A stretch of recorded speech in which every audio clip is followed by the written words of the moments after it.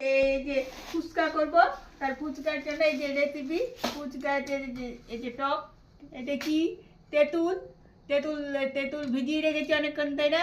এটা হলো ভাজা মশলা, মশলা বলতে না, এটা জিরা ভাজা, আজকে নতুন করে করলাম জিরা ভাজা। এই যে আলু সিদ্ধ, এইখানে হলো লবণ, আর এই যে এখানে হলো পেঁয়াজ আছে, লঙ্কা আছে, শসা আছে, ধনিয়া আছে, এই যে বুট, আর এইখানে হলো শুকনো লঙ্কা আর লবণ দিয়ে একটু মেখে রেখেছি, এগুলো এখন মাখবো।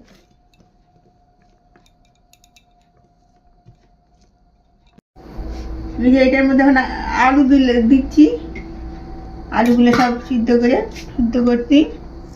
প্রেশারে সিদ্ধ করে নিয়েছি, তাহলে তাড়াতাড়ি হয়, কিন্তু এটা দেখাইনি, এটা কি দেখানোর আছে, ওটাই একবার সিদ্ধটাই দেখালাম। তারপরে যে তেঁতুল মাখবো, তেঁতুলটা চটকাইতে হবে।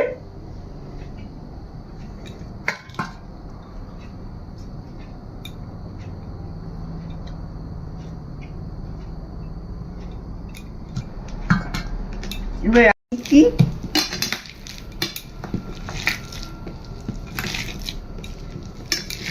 ওই লঙ্কার মধ্যে লবণ ছিল, তাই লবণ দেই নেই, পরে একটু দেখে নেবো যে লবণ লাগবে কি না লাগবে।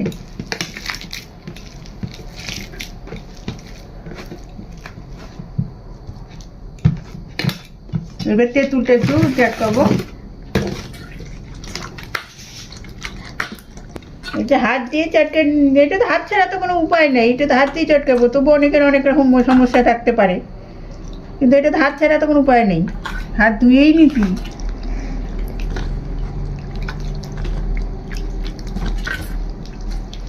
ওই যে চোকলার এইটা দে, বাটিটা দে।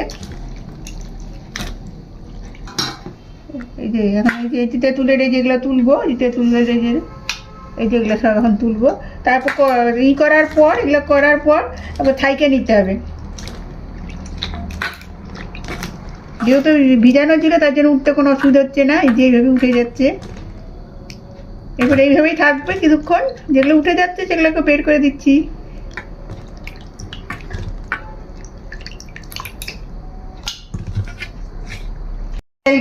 তেল গরম হয়েছে, অনেকক্ষণ ধরে বসানো ছিল, তাই দেখাই নেই কড়াই বসানো, এটা শুনি।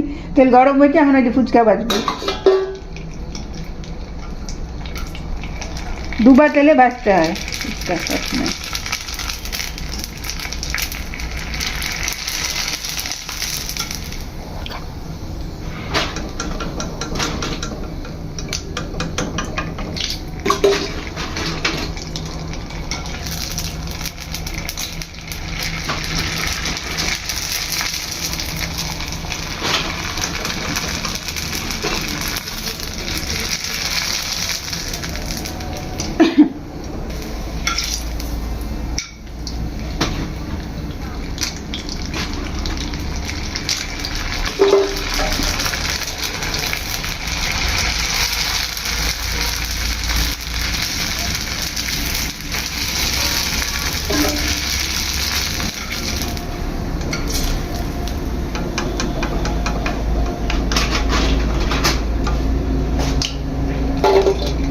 ভাজা কমপ্লিট, এই যে মাখা আর এই তেঁতুল জল, আমার এখন সব কমপ্লিট। এখন আপনাদের কেমন লাগলো রেসিপিটা কমেন্ট করে জানাবেন।